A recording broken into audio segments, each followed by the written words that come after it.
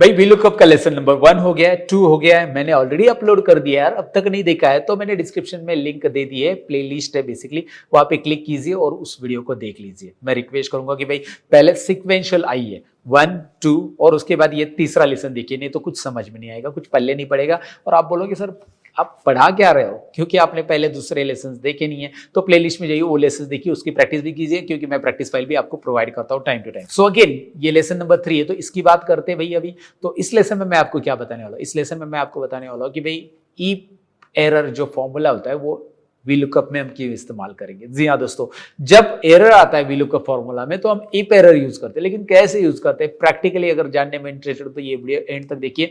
और ये lesson number 3 है, अगेन मैं बताऊं, इसकी प्रैक्टिस फाइल भी मैं डिस्क्रिप्शन में देता हूं। और ये वीडियो को लाइक कर देना यार, अच्छा लगा तो मैं बाद में बताना ना भूल जाता, और आप भी लाइक करना भूल जाते तो लाइक कर दो, साथ ही में चैनल पे नए मेहमान हो तो सब्सक्राइब भी कर दो और वीडियो लोगों के साथ शेयर भी करो। फिलहाल तो आगे बढ़ते हैं लेसन नंबर 3 की तरफ। भाई आप स्टेप बाय स्टेप सीख रहे होंगे तो कमेंट कीजिए कि भाई इस लेसन तक आप पहुंचे, yes sir we are learning sequential, या कुछ भी लिख दो आप ऐसा कि भाई आप सीख रहे हो, मुझे पता चलेगा कि भाई आप सीक्वेंशियल सीख रहे हो। कमेंट जरूर कीजिएगा। चलिए अब बढ़ते हैं स्क्रीन की ओर और देखते हैं कि भाई इफ एरर कब इस्तेमाल करते हो, क्यों करते हैं। Let's go.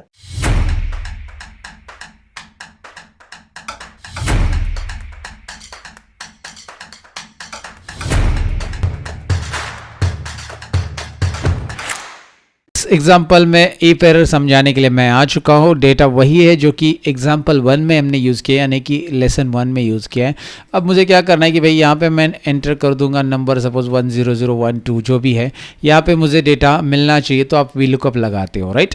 तो VLOOKUP लगा देते हैं एक बार, क्विकली VLOOKUP लगा देते हैं, जो कि आपको ऑलरेडी आइडिया कैसे लगाना है। नहीं है तो लेसन नंबर 1, 2 देख लो, इसके पहले की वीडियोस को देख लो, तब जाके इस पे आ जाओ, तभी समझ में आएगा, राइट। इसमें मैं बस VLOOKUP अप्लाई करके दिखा रहा हूँ डायरेक्टली।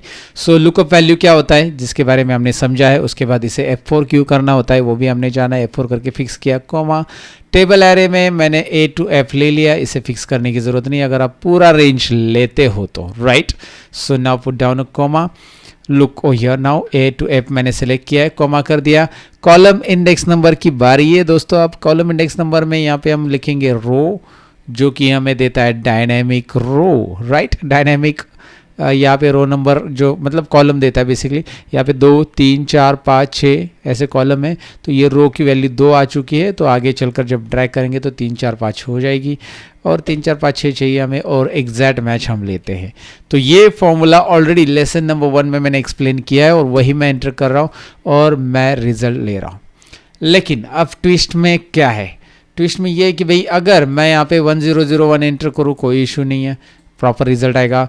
1005 टाइप करूँ, रिजल्ट प्रॉपर आएगा। लुक कोई है 1005 का शिवानंद साहनी। अच्छा, मेरे पास टोटल रिकॉर्ड है 17, तो मैं 17 वाला एंटर करता हूँ, 1017, तो प्रॉपर है 17 वाला। लेकिन अब मैं जा रहा हूँ एक रिकॉर्ड आगे, 1018 which is not available in my table, और इसी की वजह से अवेलेबल नहीं है। ऑफकोर्स यहाँ पे हम आगे ऐड करेंगे तो वो आ जाएगा, बट नहीं है अवेलेबल। 1018 भी नहीं है, 1025 भी नहीं है, एंड आगे के कोई भी नंबर्स अवेलेबल नहीं 1018 के बाद, राइट। तो वो एम्प्लॉयड यहाँ पे अवेलेबल नहीं है, या फिर आपने कोई भी कहीं पे भी VLOOKUP लगाया तो इस तरह का एरर आपको देखने मिलेगा। अब ये एरर दिखाने से अच्छा अगर आप यहाँ पे कोई मैसेज दिखा पाओगे, जैसे value not available, employed not available, ऐसा कुछ, तो that will be very user friendly और थोड़ा सा प्रोफेशनल लगेगा। तो उसे कैसे करना है वही बताने के लिए मैं आया हूँ। भाई हमें क्या करना है, इस फॉर्मूला को एडिट करना है। डबल क्लिक कर लो और भाई हमारा कर्सर रहेगा इज इक्वल टू और VLOOKUP के बीच में। बहुत इंटरेस्टिंग है, सिंपल है। इज इक्वल टू और VLOOKUP के बीच में मैं कर्सर रखूँगा, जूम करके दिखाता हूँ।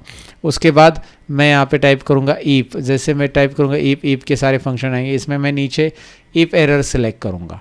सेलेक्ट करते ही टैब बटन कीबोर्ड पे दबाओ, टैब बटन दबाने से इफ एरर पूरा आ चुका है, और VLOOKUP इसके बाद दिखाई दे रहा है आपको। लेकिन नीचे इफ एरर का सिंटैक्स देख लो, क्योंकि हमने इफ एरर लिया है, कर्सर हमारा इफ एरर के अंदर है, तो उसका पहला आर्गुमेंट है वैल्यू और दूसरा आर्गुमेंट है वैल्यू इफ एरर।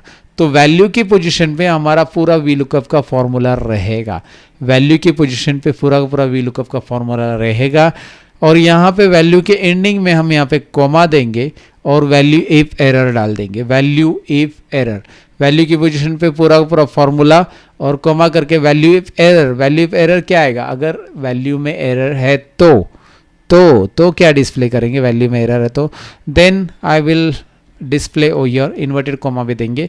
वैल्यू में एरर है तो भाई याद रखो यहाँ पे कोमा मत भूलो, क्योंकि वैल्यू के बाद हमें नेक्स्ट आर्गुमेंट में जाना है। वी लुकअप से आएगा वैल्यू, और वी लुकअप में अगर एरर है तो भाई यहाँ पे कोमा और इन्वर्टेड कोमा में employ I D not available, employ I D not available, या एम्प्लॉय नॉट अवेलेबल ऐसा भी लिख सकते हैं आप, या नॉट अवेलेबल छोटा मैसेज लिखेंगे तो भी चलेगा। जो भी है आप एक मैसेज लिखिए, इन्वर्टेड कॉमा के अंदर एंटर कीजिए, ब्रैकेट क्लोज रह गया था मेरा तो इसने कर दिया है, कोई बात नहीं, एक्सेल कर देता है।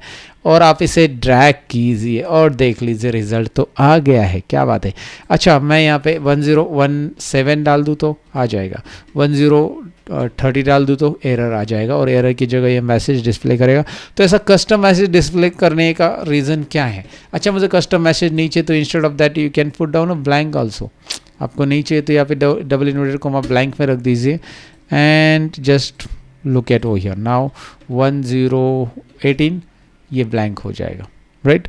तो instead of showing error you can go for the blank, you can go for the customize message and this is what you can do it. Okay so I think ये समझ में आया होगा आपको। तो भाई यार एक छोटा सा इफ एरर का यूज़ मैंने बताया, but with the help of if error we can do lot more things, और आगे लेसन्स में और बहुत कुछ है।